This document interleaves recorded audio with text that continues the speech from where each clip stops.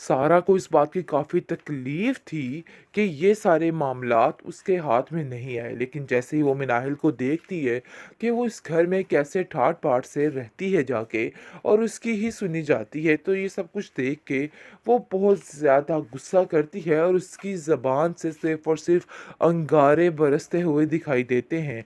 लेकिन जी आप देखेंगे कि मिनाहिल जो है वो साफ-साफ कह देती है कि नरगिस आंटी ने मुझे बेटियों की तरह इधर रखा है और मैं वाक़ई में उनकी बहुत ज़्यादा रिस्पेक्ट करती हूँ और तुम्हें इन सब बातों को लेके परेशान होने की कोई ज़रूरत नहीं है।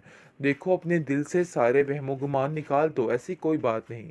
लेकिन फिर वो सोचती है कि आखिर वो क्यों इन लोगों को सफाई दे रही है। वो साफ-साफ कह देती है कि मैं तुम्हें सफाई पेश नहीं कर सकती, चाहे जो मर्ज़ी हो जाए।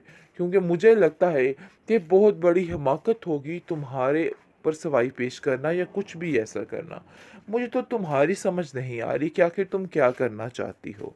लेकिन जी आप देखेंगे कि साफ-साफ ज़ैन कह देता है कि इस घर के अलावा और कहीं भी इसका गुज़ारा नहीं। यानी कि ज़ारा मिनाहिल की शादी इसी घर में होगी, चाहे जो मर्ज़ी हो जाए।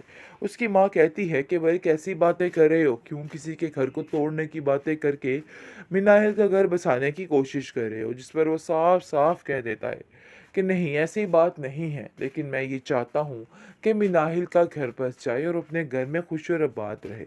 मैं सिर्फ़ और सिर्फ़ उसकी खुशियाँ चाहता हूँ। जिस पर ज़ारा चीख उठती है और कहती है कि आपको अपनी बहन की बिल्कुल भी परवाह नहीं है। आपको सिर्फ़ और सिर्फ़ परवाह है तो मिनाहिल की, जिसकी वज़ह से आप ये सब कुछ कर रहे हैं। लेकिन जी आप देखेंगे कि वो उसकी किसी बात का कोई जवाब नहीं देता है और कहता है कि मुझे तो खुद समझ नहीं आ रही कि आखिर क्या करना है और क्या नहीं करना है। आखिर तुम्हें क्या मसला हो गया है? क्यों तुम हाथ धो के पीछे पड़ चुके हो? ये सारी बातें मुझे खुद कुछ समझ नहीं आ रही। उसको मिलती है और वैसे भी जिसने जितना प्यार दिया हो इंसान उसके साथ वैसे ही सिंसेयर होता है। माजिदा कहती है कि अरे भई मैंने सारी ज़िंदगी पाल-पोस कर उसको बड़ा किया, उसकी हर चीज़ को पूरा किया, लेकिन मुझे क्या मिला? बेसूद, बिल्कुल मेरे थी कुछ भी नहीं चढ़ा। मैं तो बिल्कुल तन्हा अकेली होके रह गई। लेकिन मिनाहिल का इन सब चीज़ों में आखिर क्या कसूर है? मिनाहिल ने कुछ भी गलत नहीं किया है।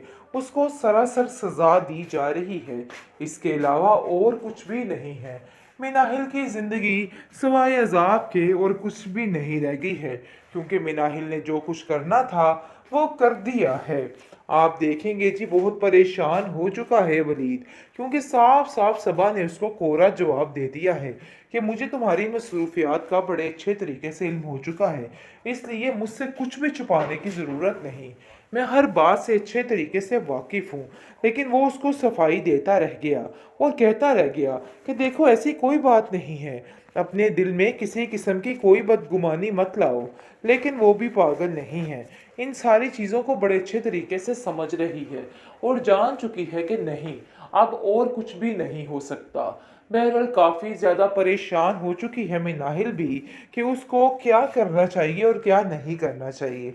और वो साफ-साफ वलीद से कहती है कि मैं तो सिर्फ़ और सिर्फ़ नरगिस आंटी की वजह से यहाँ पर आती हूँ। मुझे तो कुछ समझ नहीं आती कि आखिर मैं क्या करूँ? तो इसलिए मेरे ऊपर इस तरह की बात करने का कोई भी जवाज़ बाकी नहीं बनता है और अगर आप लोग मेरे बारे में ऐसा कुछ सोच रहे हैं, तो बराए मेहरबानी अपने दिल से ये वहमो-गुमान निकाल दीजिए। मैं आप लोगों का कतई बुरा नहीं चाहती हूँ। अगर आप लोग ऐसा समझ रहे हैं, तो आपको ये सब कुछ नहीं समझना चाहिए। इसलिए आप बहुत बड़ी गलती कर रहे हैं।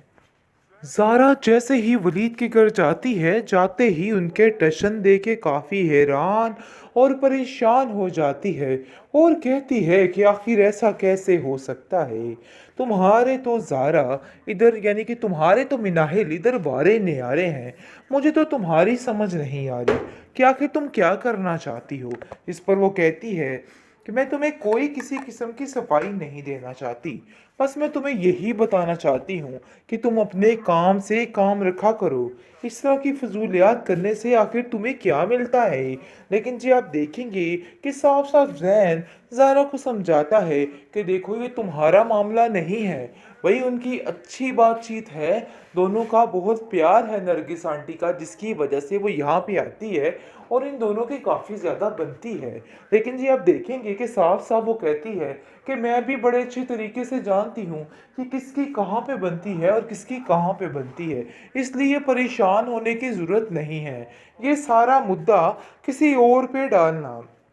लेकिन जी आप देखेंगे कि ज़ैन को कहीं न कहीं समझ आ जाती है कि वलीद अभी भी वही पुराने चक्रों में है, वही पुराना सीन है, जिसकी वजह से वो अपनी माँ से भी बात करता है।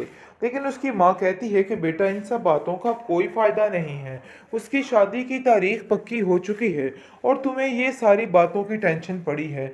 आखिर तुम चाहते क्या हो? मुझे तो ये समझ नहीं आ रही। जिसको सुन के साफ-साफ कह देता है वो कि देखिए, अब आपको ज़ारा कूलर नहीं बेचना। ज़ारा की कड़वी कसेली बातें मिनाहिल को मज़ीद तकलीफ़ देती है। हमने उसकी ज़िंदगी पहले ही काफ़ी जीरन कर रखी थी, मज़ीद उसकी ज़िंदगी को जीरन नहीं कर सकते हैं।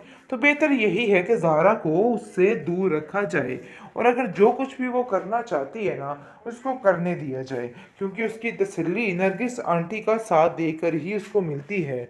और वैसे भी जिसने जितना प्यार दिया हो इंसान उसके साथ वैसे ही सिंसेर होता है। माजिदा कहती है कि अरे भाई मैंने सारी ज़िंदगी पाल पोस कर उसको बड़ा किया, उसकी हर चीज़ को पूरा किया, लेकिन मुझे क्या मिला? बेसूद, बिल्कुल मेरे थी कुछ भी नहीं चढ़ा। मैं तो बिल्कुल तन्हा अकेली होके रह गई। लेकिन मिनाहिल का इन सब चीज़ों में आखिर क्या कसूर है? मिनाहिल ने कुछ भी गलत नहीं किया है, उसको सरासर सज़ा दी जा रही है, इसके अलावा और कुछ भी नहीं है। मिनाहिल की ज़िंदगी सिवाय अज़ाब के और कुछ भी नहीं रह गई है, क्योंकि मिनाहिल ने जो कुछ करना था वो कर दिया है।